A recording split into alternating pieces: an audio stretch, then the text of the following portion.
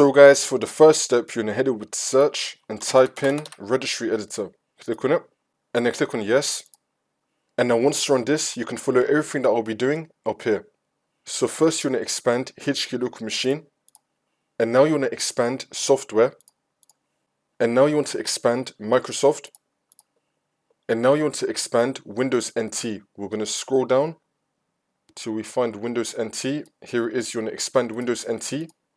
And now you want to expand current version.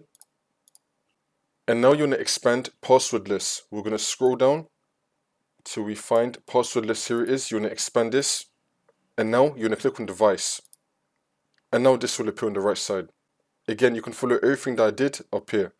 Make sure that you're now in the device folder. And then once you're on this, you should be having something here called DevicePasswordLessBuildVersion. In my case, I don't have it. If you don't have it as well, then you want to right click on the white space and then click on new and then click on DWORD Value. You want to call this DevicePasswordLessBuildVersion. Spell it the same way how I did with the same capitals and lowercase and then click on enter. And then once you have this, you want to double click on it. Make sure that in this box right here, in the validator box, you have the number 0. So by default, it might be on 2 or something else. You want to delete this and then type in 0. Make sure that you have the number 0 in this box and then click on OK. And now for the last step, you just want to restart your computer and then the problem should be fixed.